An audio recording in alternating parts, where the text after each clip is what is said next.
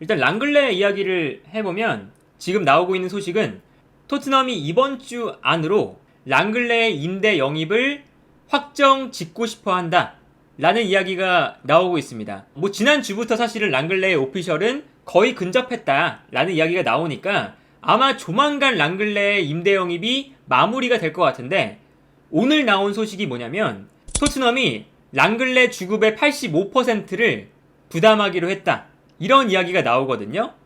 그런데 랑글레가 바르셀로나에서 받고 있었던 주급이 상당합니다.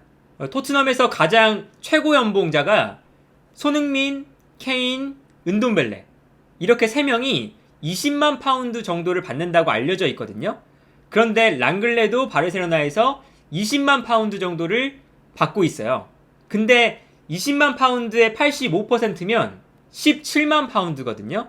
이게 하나로 치면 2억 6천만 원 정도의 금액인데, 그러면 랑글레가 손흥민, 케인, 은돔벨레, 그 다음으로 다음 시즌 토트넘에서 가장 많은 주급을 받는 선수가 될 수도 있습니다.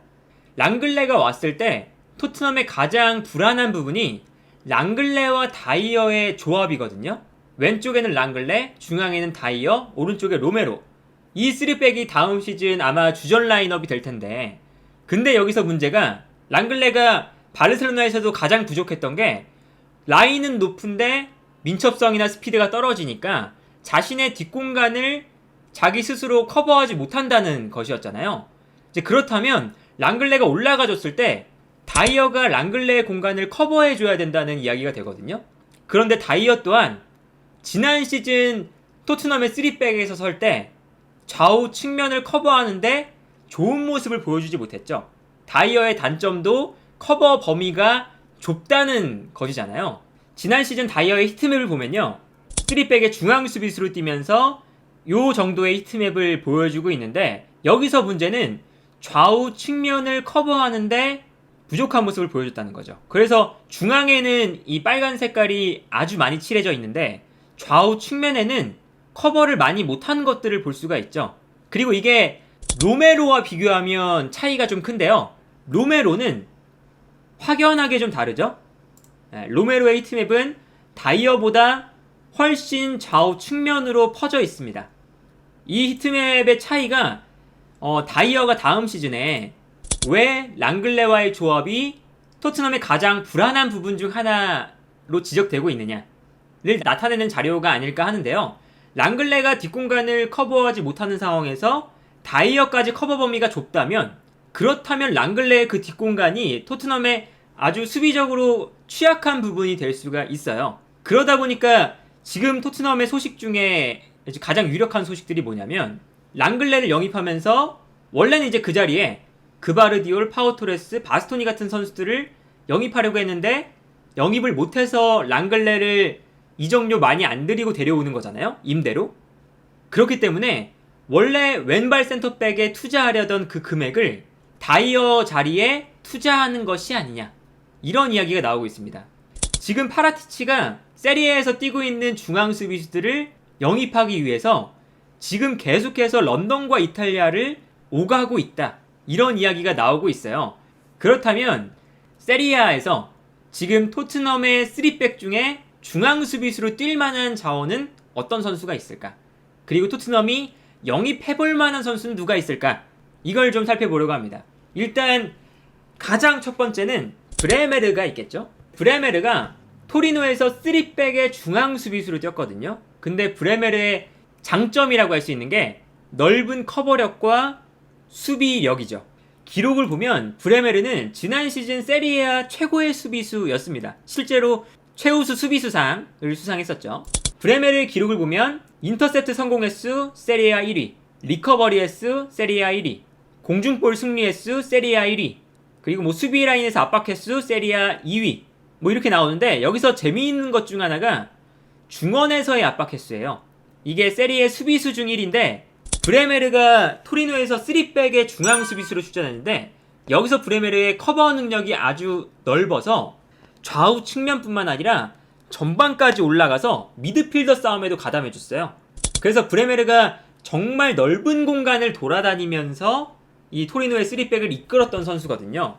그렇기 때문에 브레메르가 만약에 온다면 브레메르, 로메로, 랑글레 이 조합이 나오면서 랑글레가 올라가서 뭐 빌드업에 가담할 때 브레메르가 랑글레의 뒷공간을 커버할 수가 있다. 이렇게 볼 수가 있겠죠. 근데 다만 브레메르는 지난 시즌 후반기부터 인터밀란과의 개인 협상이 완료됐다고 알려져 있는 선수고, 다만 지금 이제 인터밀란이 토리노와의 그 이적료 협상이 잘 이루어지지 않으면서 토리노가 계속해서 이적료를 올리고 있거든요.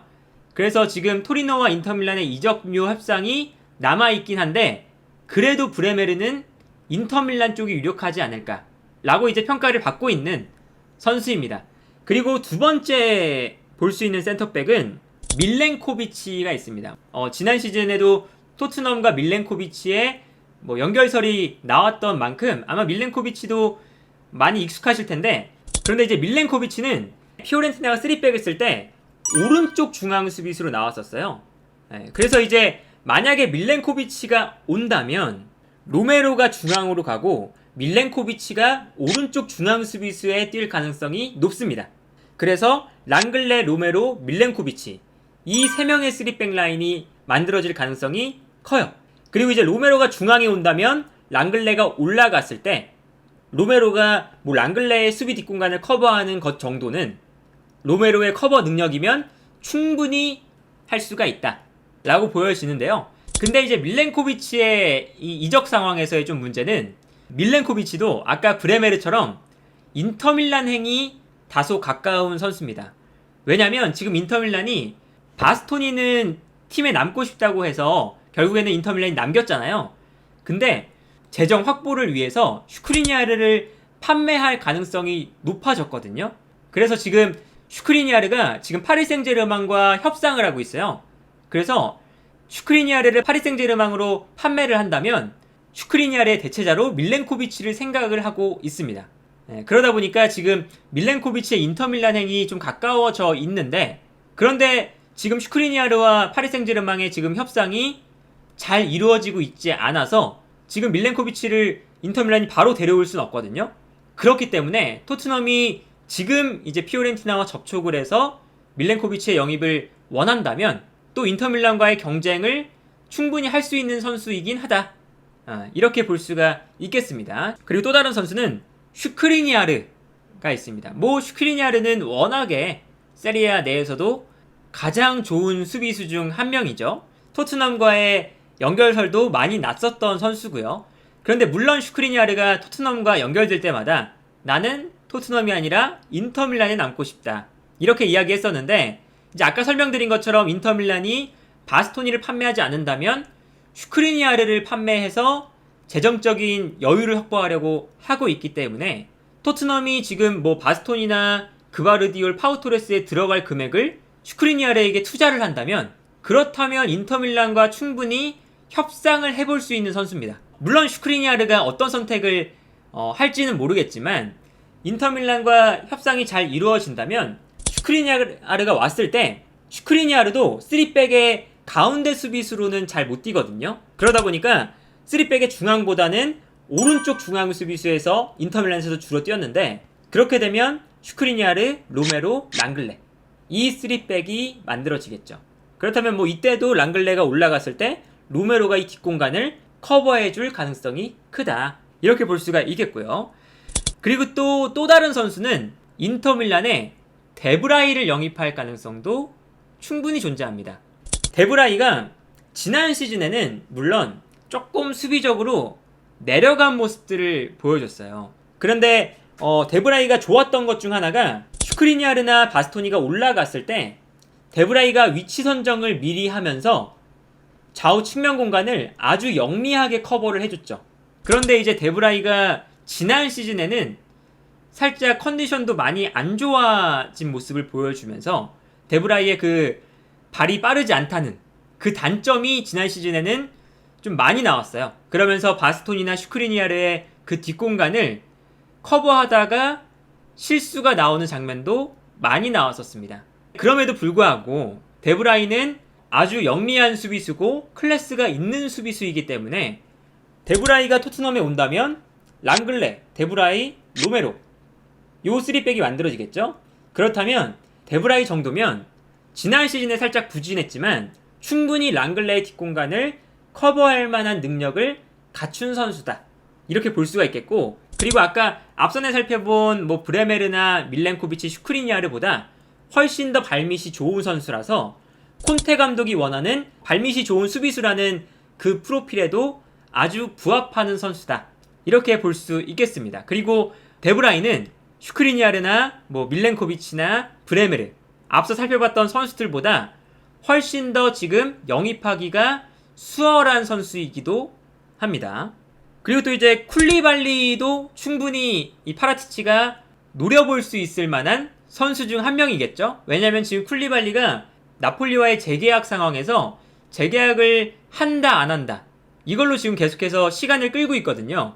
근데 뭐 쿨리발리 입장에서는 재계약을 할 때 뭐 연봉을 유지시켜 주거나 높여 달라 이런 거고, 나폴리는 재정 상태가 어려우니까 연봉을 좀 깎아 달라 이런 상태였는데, 지금 나폴리는 쿨리발리를 어떻게든 남기고 싶다 라는 입장이지만 쿨리발리는 다른 오퍼들을 들어보고 싶어 한다 이런 기사들이 나오고 있어요. 그렇기 때문에 토트넘이 충분히 나폴리를 만족시킬 만한 제안만 하면, 그렇다면 쿨리발리의 영입도 가능해 보이긴 합니다. 그리고 앞서 살펴봤던 여러 선수들이 있었지만 쿨리발리는 가장 월드 클래스와 가까운 중앙 수비수이기 때문에 쿨리발리가 만약에 3백의 중앙 수비수로 오게 된다면 쿨리발리는 랑글레의 이 수비 뒷공간을 커버하는 것뿐만 아니라 로메로가 편안하게 공격에 가담하고 로메로의 뒷공간까지 충분히 커버해줄 수 있는 선수다.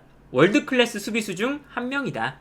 이렇게 볼 수가 있겠고요. 그리고 마지막으로 또 살펴볼 선수는 토트넘과의 연결설이 그렇게 나오지 않는 이름이긴 한데, 개인적으로 이제 세리아를 보면서 3백을 사용하는 팀들 중에서 아주 좋은 활약을 보여줬던 선수거든요.